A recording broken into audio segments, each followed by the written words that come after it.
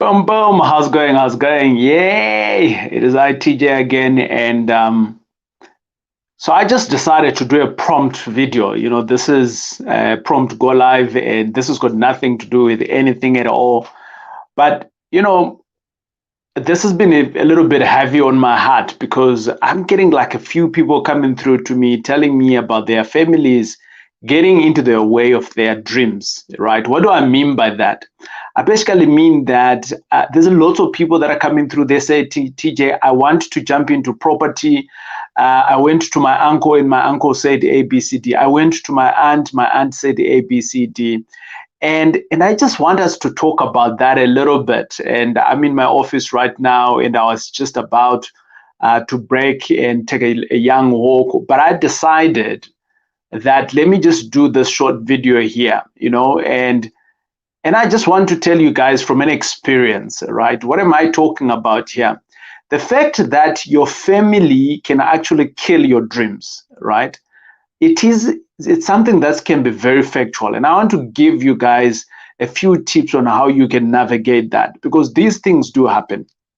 I know that people might not want to talk about it, but I'm that Uncle TJ who's going to talk about anything and everything that's going to make you to progress in the areas that you want. And by the way, you might not wanting to do real estate or property, you want to do other things. You can follow the same steps, and out of it, you can also win in that area. So by the fact that you are in a family, you grew up in that family, right? And some of us, we grew up in that family because it is the only family that was given to us. So we don't choose to be in a family.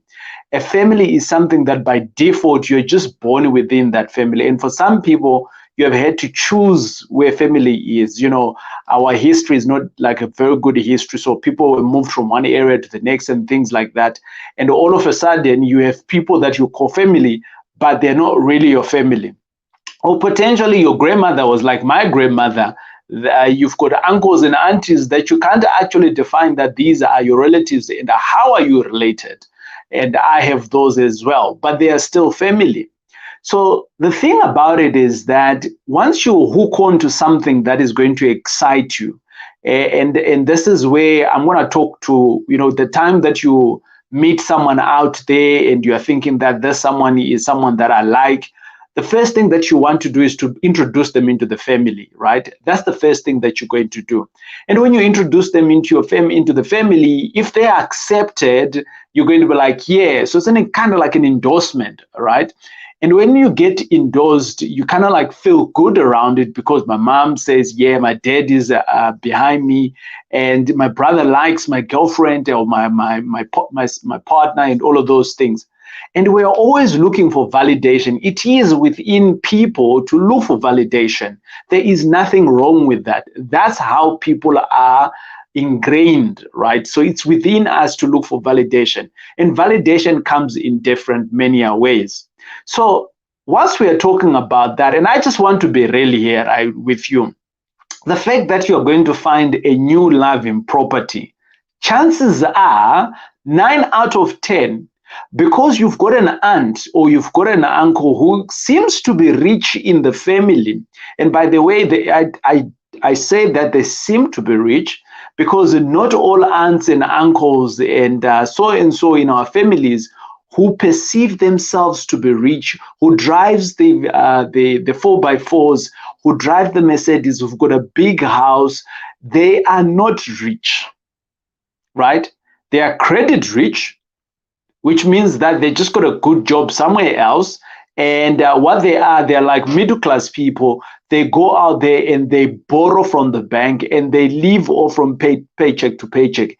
And if we are to take away their seniority at work, maybe they are director of what, maybe they came in with BEE to be where they are. It doesn't matter. But the point is that if we are to remove that as a salary for them, you're going to see that they are not rich anymore. And there's another generation like you and me. We are looking for assets that are going to pay us for the rest of our lives.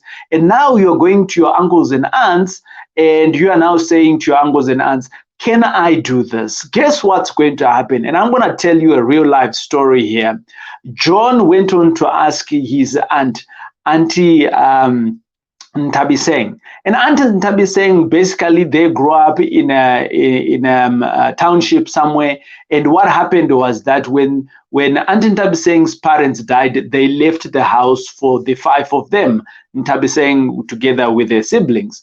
But this house here was so much in wrangle because Ntabiseng's sisters and the other brothers, they couldn't actually agree who is going to be the owner of the house. So for a long time, this house was actually just left there.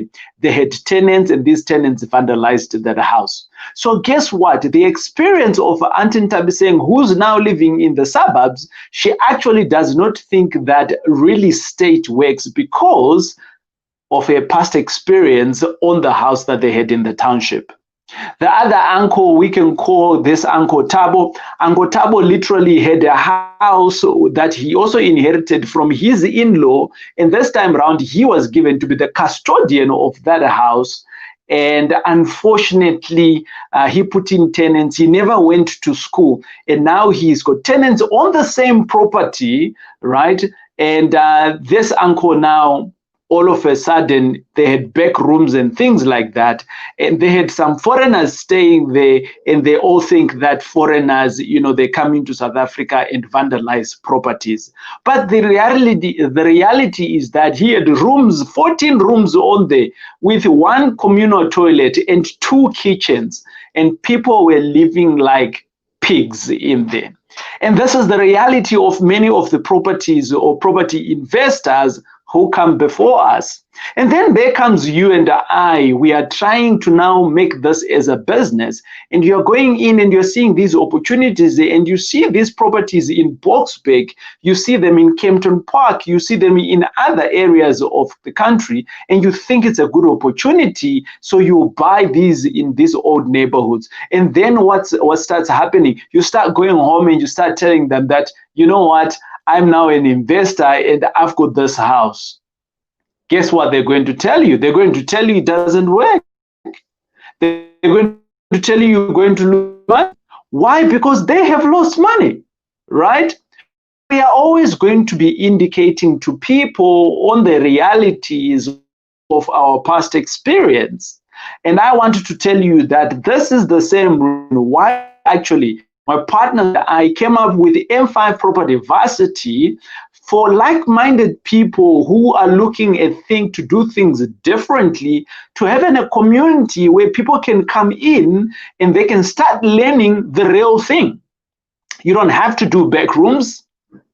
If back rooms is good, then great, you do back rooms. But how best can you do it?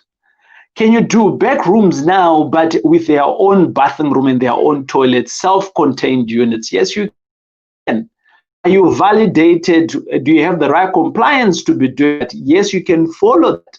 So all of these things that I'm talking about is that are in the varsity. Some of these courses are free, but I'm not here to preach about M5 Varsity. I am just here to tell you that there's around about 3 ways that you can avoid being told with uncle and aunties who look like they have money in the family, and they dictate things in the family for you to be able to make money in property. So number 1, how do you do it? The first thing is that you really need to look at your auntie and uncle. I know you love them. Whether it's your grandfather or whatever, you really need to look hard into them. Do they have assets? Do they have the asset class that you are wanting to invest in? If the answer is no, then you want to be very close to this aunt or uncle of yours. How do you do it? How do you buy it? How do you manage it? And why do you choose this asset class? It might be a student accommodation. It might be a complex. It might be buying a unit in a complex. It might be buying a factory. I don't know. It might be buying a hospital. I don't know.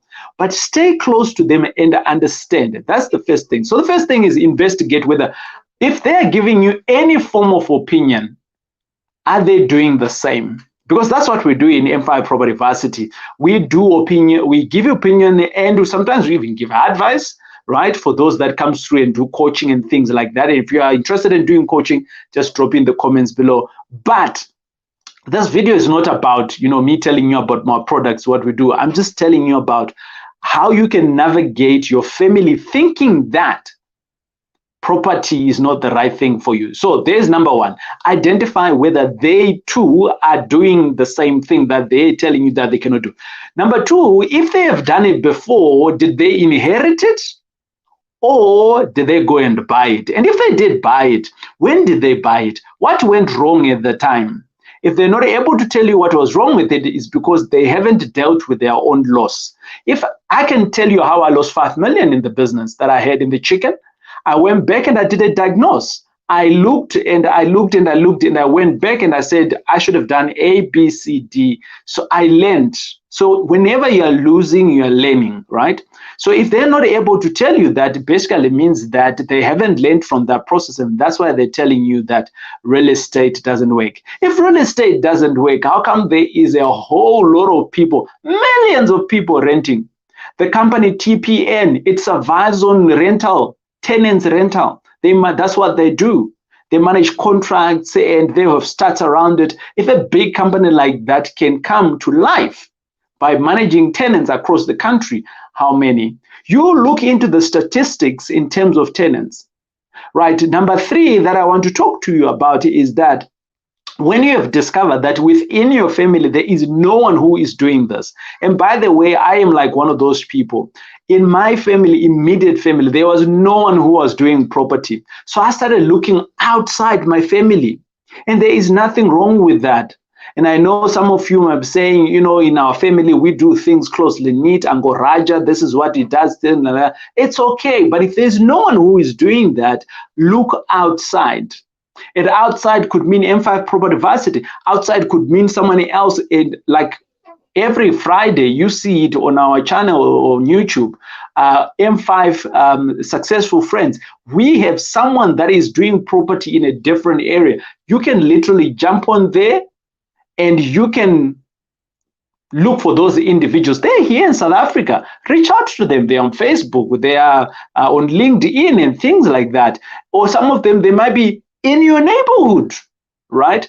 And you can actually ask them the question, how do you do it? How can I learn from you? And things like that. So for that reason, those are kind of like your 3 to 4 steps on how you can get away from the family that can actually break or destroy the dream that you want to build in property. Others are doing it. It doesn't mean that if in your family you don't have it, it doesn't mean it's the end of the world. You can still do it by learning from others. It is I, TJ, Taurai Jackie, and let me just go and have some fresh air a little bit. I've been grinding throughout in the morning. But if you're one of those people that are saying, TJ, I like this kind of thing, I want you to hit the subscribe button. But over and above that, I have a link in the below here, and if you're interested in getting through into property, into a deeper, into a real circle where you can learn, I've got some few tips that I want to give you. You can register in the link below, and let's check you out in the next videos. Cheers!